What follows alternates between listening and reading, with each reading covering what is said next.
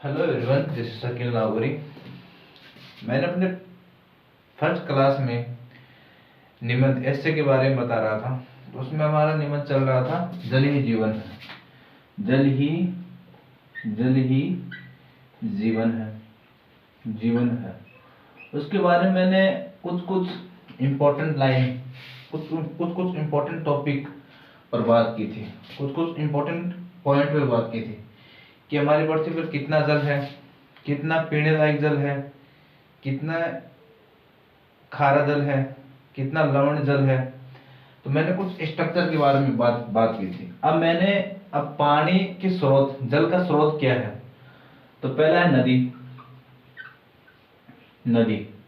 नदी में क्या होता है? हाँ, बर्फ की नदी है ना। कुछ नदी ऐसी होती है जो बर्फ से पैदा होती है, पर बर्फ से उसका आरंभ होता है बर्फ।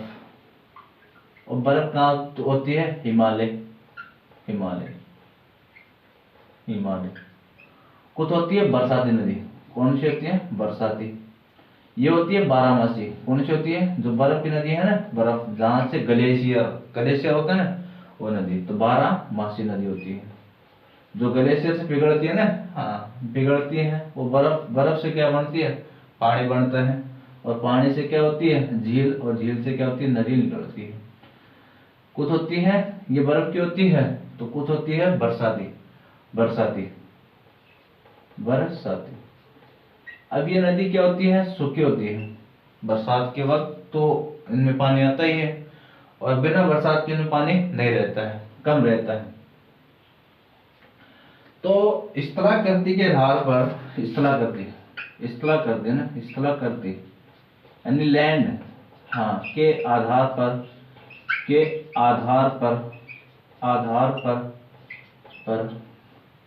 भारत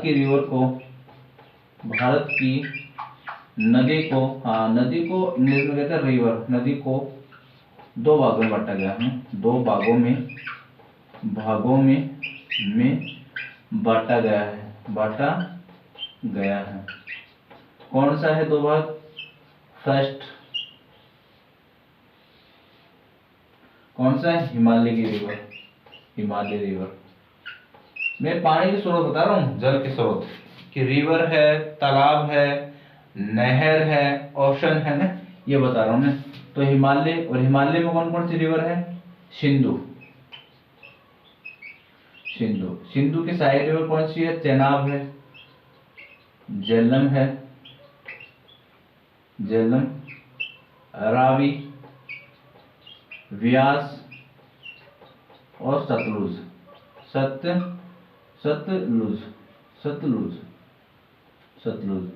दूसरा है गंगा, और तीसरी है ब्रह्मपुत्र। ये है।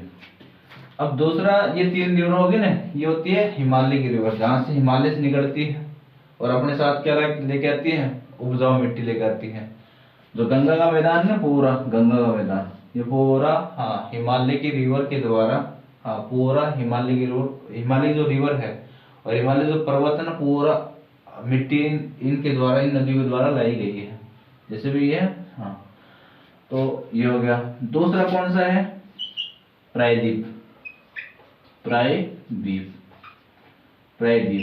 में क्या होता है? गोदावरी, ये रिवर है गोदावरी, कृष्णा,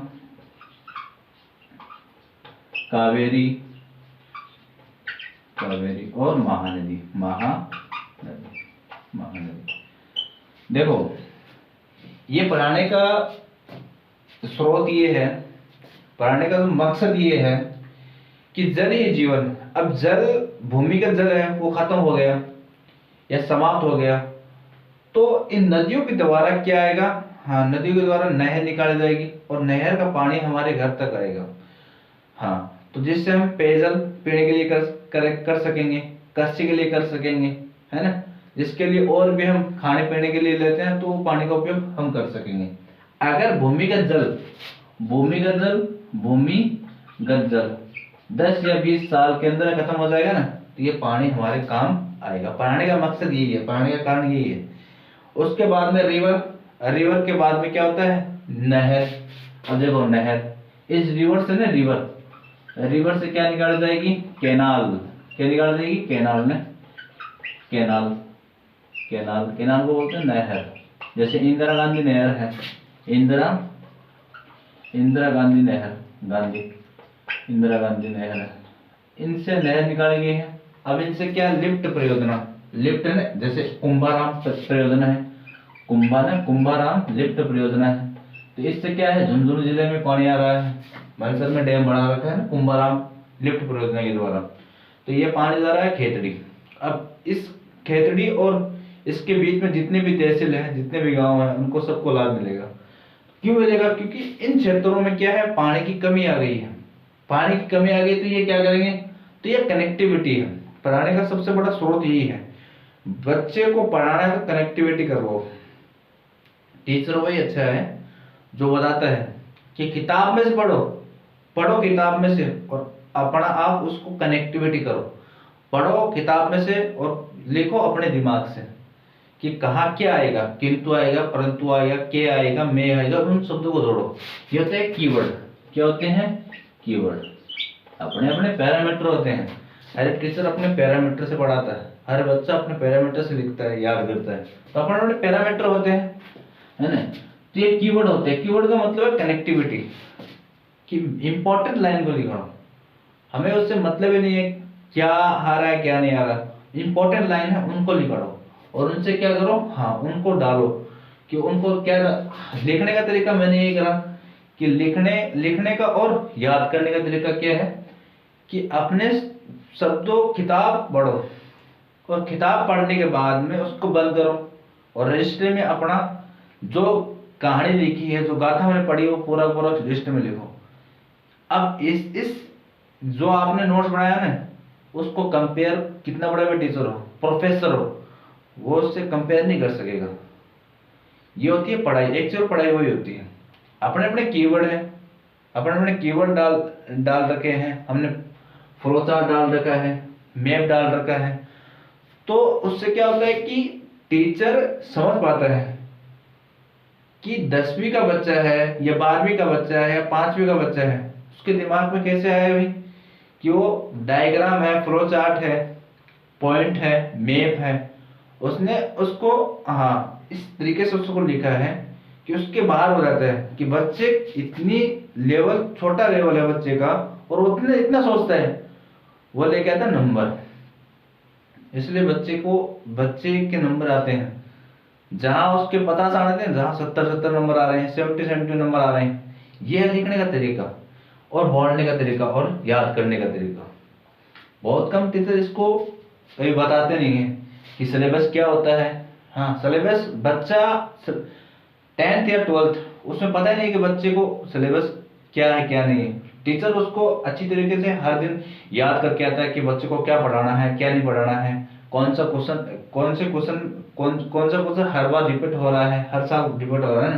तो बच्चे को पता नहीं है, क्योंकि कंपटीशन एग्जाम होते हैं तो बच्चे को पता चलता है कि सिलेबस नाम की भी कोई चीज है, या पुराने पेपर भी कुछ डिपेंडेंट करते हैं, कुछ ना कुछ मांगते हैं। तो आज हम इसके बारे में, नदी के बारे में पढ़ेंगे कि सिंधु रिवर है, चेनाब है, रावी है, व्यास है, सतलज है, उसके ये सहायक रिवर है। गंगा की रामगंगा है, घाघरा है, गंडक है, भागीरथी है ना, ये क्रेन है ना, ये रिवर है। ब्रह्मपुत्र, दिबांग ये रिवर है। तो इन रिवर का मेरा पढ़ाने का एक्चुअल मतलब ये है कि ये जल के स्रोत है, ये स्रोत है। जैसे क्या कहा, ग्लेशियर।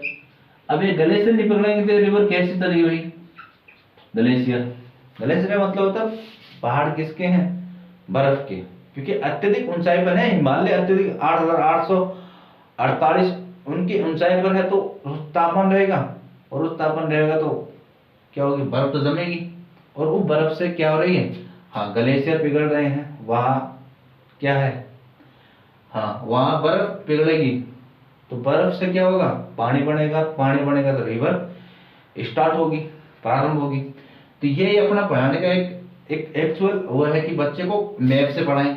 अब इन जो रिवर पढ़ा रहा हूँ ना, या रिवर मैं मैप से पढ़ाऊंगा कि भारत का मानचित्र हम देखेंगे कि कौन सी रिवर कहाँ कहाँ बह रही है, कौन सा ग्लेशियर कहाँ है, ये एक तरीका होता है।